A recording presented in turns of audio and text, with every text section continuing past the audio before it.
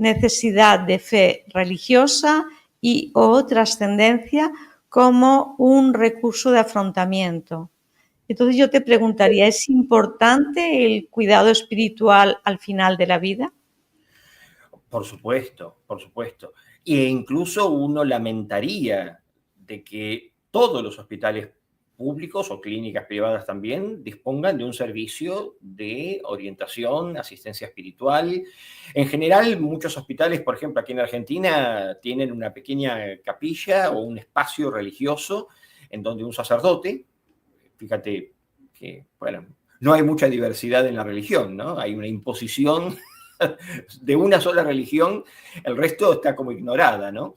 Incluso quienes son ateos están ignorados. Y también pueden requerir ayuda o asistencia en el orden espiritual o existencial, ¿no? Respecto a sus propias convicciones.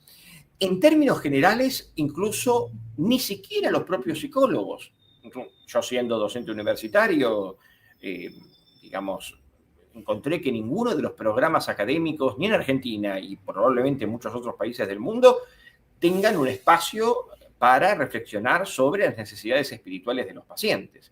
Por lo general, las personas tienden a buscar este tipo de asistencia en sacerdotes o tarotistas o personas que, digamos, tienen una orientación de tipo esotérica y así, pero en términos generales, en la formación psicológica y mucho menos médica, cuestiones vinculadas al abordaje espiritual son absolutamente marginadas o, en el peor de los casos, ignoradas. O sea, hay una enorme indiferencia.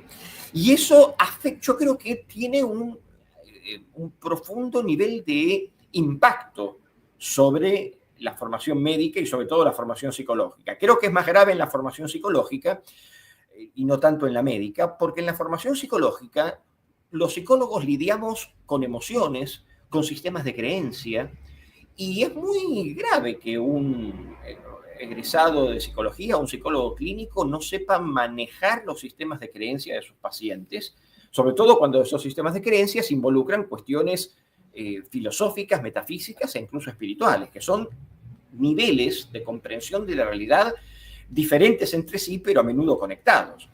Entonces, cuando un paciente plantea en su vida personal eventos que involucran alguna forma de conexión en el orden de lo espiritual, por ejemplo, una mujer que ha perdido un hijo y que de repente ella tiene una experiencia de ver a su hijo fallecido a los pies de la cama en la noche, o siente su compañía, o escucha voces, o tiene alguna señal, como por ejemplo abre un cajón y descubre una medallita que el joven había perdido y justo era el día de su cumpleaños, ¿no? Quiero darte ejemplos, tomados de mi propia experiencia, planteando estos eventos o situaciones con pacientes míos, que de repente, sienten que hay un grado de... Que estos eventos no son puramente coincidencias o situaciones azarosas, sino que para ellos hay una forma de comunicación. Con el caso de los médiums, me he encontrado en investigaciones que hemos hecho, no sobre los médiums en sentido estricto, sino más bien sobre sus consultantes. Y cuando trabajamos con los consultantes de los médiums, principalmente para comprender cuáles son las causas por las cuales ellos consultan a un médium, que uno podría pensar, como en el pasado, que iban para divertirse, para entretenerse, o para ver una mesa volar, o para jugar al juego de la copa, o el tablero Ouija, y así. Hoy día los consultantes de los médiums, en el 99% de los casos, para no decir el 100%, no les interesa demasiado si hay vida después de la muerte, la investigación científica de la CCM o cosas por el estilo, en absoluto. Lo que les interesa es tener un diálogo a través de un medium que sirva como una suerte de móvil celestial o como una suerte de comunicación telefónica con el más allá, en donde el medium es el aparato que sirve para establecer esa comunicación. A menudo muchos consultantes buscan, por ejemplo, y sobre todo en situación de duelo, buscar ese contacto.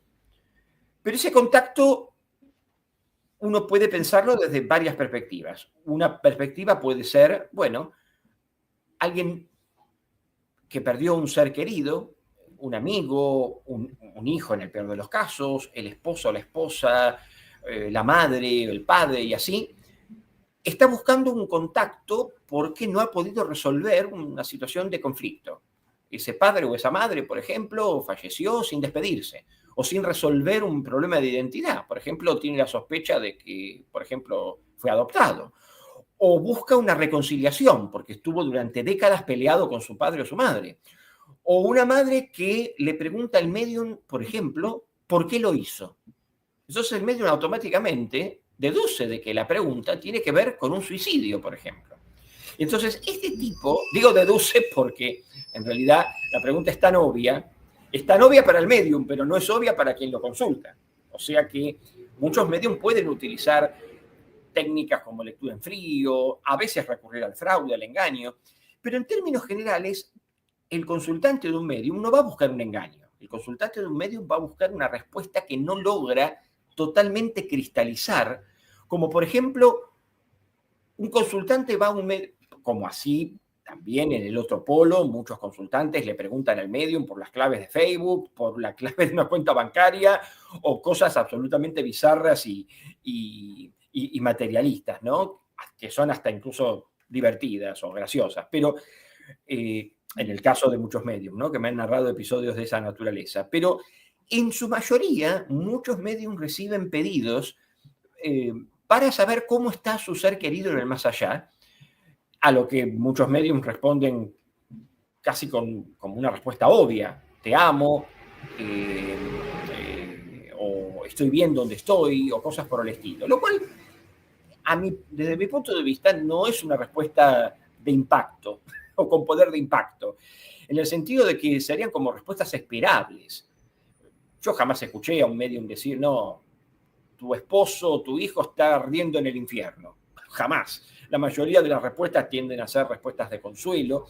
Y a mí, en lo personal, me parece saludable, si se quiere, me parece consolador que un medium, actuando no como un terapeuta, por supuesto, porque el medium no es terapeuta, no tiene un plan de trabajo, no tiene una secuencia de entrevistas para evaluar el grado de disminución de la depresión o la ansiedad, no. Pero sí el medium puede servir con el propósito de contribuir a procesar el duelo por una pérdida de una manera bastante similar, cuando la comparamos, por ejemplo, en los estudios que hicimos nosotros, que efectivamente la mediumnidad, al día de hoy, por ejemplo, sirve grandemente al propósito de elaborar el duelo. No solamente eso, incluso el propio medium busca lecturas o busca tener una mejor comprensión sobre cómo lidiar sobre ese problema en particular. Y finalizo con esto, en la respuesta, para no hacerla tan extensa. Cuando entrevistábamos a muchos consultantes, descubrimos que muchos de ellos, por ejemplo, habían tenido experiencias en el pasado, por ejemplo, una señal de acompañamiento, o que estaba en su vida cotidiana, los ayudaba, o escuchaban su voz, o tenían algún episodio de esta naturaleza, una coincidencia extraordinaria, y entonces consultaban a un medium. Pero su consulta, en realidad, era saber si esas señales, esas comunicaciones pequeñas, esas sensaciones que tenían en su vida cotidiana, resultaban, digamos, genuinas en algún punto, o si se trataba de fantasías o cosas por el estilo. Y era interesante porque la mayoría de los mediums recibían esa demanda, esa pregunta, como una forma de confirmar o reconfirmar que esas señales que las familias tenían sobre sus seres queridos fallecidos, de alguna manera se podría, digamos, responder o se podían confirmar a través de la información que el medium proporcionaba. Ese dato a mí me sorprendió grandemente porque nos muestra el amplio espectro de preguntas que los consultantes tienen a los mediums, cuando en general, cuando muchos hablan de estas cuestiones, la mayoría suele menospreciar estas consultas diciendo, bueno, no, lo que pasa es que los engañan, les dicen, dan respuestas fáciles, los consuelan de una manera tonta, boba, y entonces, bueno, nada, simplemente resultan un engaño para sacar dinero, ¿no?